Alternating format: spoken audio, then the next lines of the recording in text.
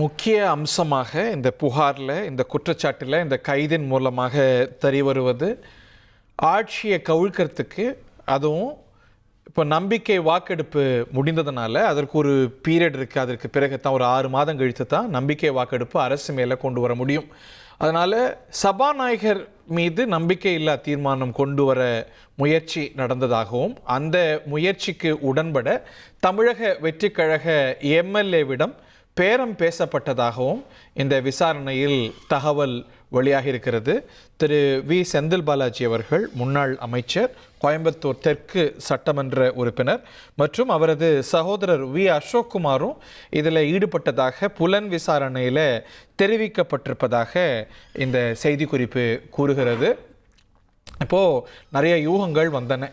இப்போ சபாநாயகருக்கு எதிராக நம்பிக்கையில்லா தீர்மானம் கொண்டு வரத்துக்கு முயற்சி செய்கிறாங்க அப்படின்னு பேச்சுக்கள், யூகங்கள், செய்திகள், ஹேசியங்கள்லாம் வந்த நிலையில் அதற்கு உடன்பட சில அமைப்புகள் மூலமாக ஒரு சட்டமன்ற உறுப்பினரிடம் 35 கோடி ரூபாய் தருவதாகவும், இதை வெளியில் சொன்னால் விளைவுகள் மோசமாக இருக்கும் அப்படின்னு சட்டமன்ற உறுப்பினர் இளையராஜா மிரட்டப்பட்டதாகவும் புகார் வந்திருக்கிறது. நம்முடைய பத்திரிகையாளர் ஜுபேர் இணைந்திருக்கிறார்.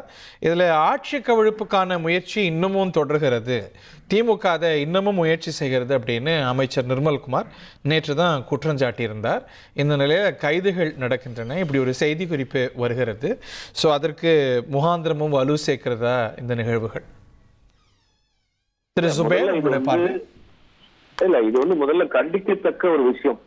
ஜனநாயக ரீதியாக தேர்ந்தெடுக்கப்பட்ட ஒரு அரசாங்கத்தை கலைப்பதற்கு முயற்சி செய்கிறார்கள் அப்படிங்கிற ஒரு குற்றச்சாட்டை அமைச்சர்கள் ஆதவ் அர்ஜுனா மற்றும் சி.டி. நிர்மல்குமார் போன்றவர்கள் தொடர்ந்து சொல்லிட்டே இருக்கிறாங்க. அதே நேரத்தில் எதிர்கட்சியில் இந்த ஆட்சி கவிழ்ந்துரும், சீக்கிரம் தேர்தல் வரும்ங்கிற அந்த கருத்தையும் சொல்றாங்க. இப்ப இன்னைக்கு கைது நடந்திருக்கு. இது எல்லாத்தையும் கனெக்ட் பண்ணி பாக்குறப்ப ஏதோ ஒரு நெட்வொர்க் இந்த ஆட்சியை கவிழ்ப்பதற்கு முயற்சி பண்ணிட்டு இருக்கிறாங்க அப்படிங்கிறது மட்டும்தான் தெரியுது. இதுல ஊத்தங்கரை சட்டமன்ற உறுப்பினர் இளையராஜா அவர்களே கம்ப்ளைண்டும் கொடுத்திருந்தாரு. சில நாட்களா செய்தியும் கசிக்குது, ஒரு 10 எம்எல்ஏக்கள் வந்து வாபஸ் வாங்க போறாங்க அப்படிங்கிற செய்தியும் பரவலா பேசிட்டு பல பேர் ஓப்பனாவே சொல்றாங்க. அப்ப ஒரு ஆட்சி கவிழ்ப்புக்கான ஒரு முயற்சியை செய்திருக்கிறார்கள் அப்படிங்கிறது மட்டும் இந்த கைது நடவடிக்கை நமக்கு தெளிவா தெரியுது. சில செய்திகள் வருது, செந்தில் பாலாஜியினுடைய ஆதரவாளர்கள் 2 பேர் கைது செய்யப்பட்டதாகவும் சொல்றாங்க. இது எல்லாமே இது வந்து ஒரு தவறான ஒரு முன்னுதாரணம். இது யார் செய்திருந்தாலும் சரி, இல்ல ஒருவேளை ஆட்சி கவிழ்ப்பதற்கு அவர்கள் முயற்சி செய்திருந்தாலும் தாவேக அரசிற்கான கூடுதல் பலமாகத்தான் இது மாறும். இவர்கள் ஏன் வேலையை திரும்ப திரும்ப செய்யறாங்க? போராட்டத்துல எல்லாம் வந்து ஆட்சி கவிழ போது, நவம்பர்ல தேர்தல் வந்துடும், டிசம்பர்ல தேர்தல் வந்துடும் இவங்க சொல்றது வந்து தாவேகாவுக்கான நினைக்கிறீங்களா? இந்த முயற்சிகளுடைய வெளிப்பாடாத்தான் எதிர்கட்சியினர் ஆட்சி கவிழுன்னு அடிக்கடி சொல்றாங்கன்னு ரெண்டுத்தையும் தொடர்பு படுத்தும். ஆமா, ஒரு முயற்சி எடுத்திருக்காங்கன்னு தான் தெரியுது. இதுக்கு பின்னாடி யாரு சம்பந்தப்பட்ட நபர் ஒரு யூடியூபரா இருக்கிறாருன்னு சொல்றாங்க. அவரு ஒரு ஆட்சியை கவிழ்ப்பதற்கு அவரையே முயற்சி பண்ண போறாரு. Playing the devil's advocate. இப்போ நீங்க திமுகவுடைய ஆதரவு நிலை எடுக்கிறவங்க என்ன சொல்லக்கூடும் பாருங்க, அவங்க அமமுக எம்எல்ஏவா அவங்க பக்கம் திருப்பலையா? If that is fair, all is fair இந்த கேம்னு சொல்ல வாய்ப்பு இருக்கா?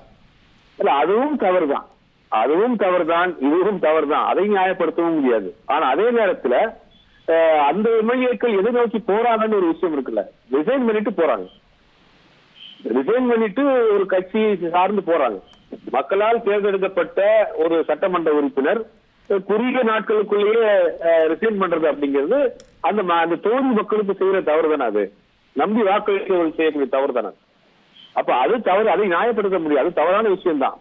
ஆனா அதை விட வந்து இன்னைக்கு ஒரு ஆட்சியை கவிழ்ப்பதற்கு வரைக்கும் போறாங்க அப்படிங்கிறது ஒரு நம்பிக்கை வாக்கெடுப்பை இந்த அரசு எடுத்திருக்கு. என்னுடைய புரிதல் அந்த நம்பிக்கை வாக்கெடுப்புக்கும் அடுத்த வாக்கெடுப்புக்கும் ஒரு 6 மாசம் இருக்கணுமா?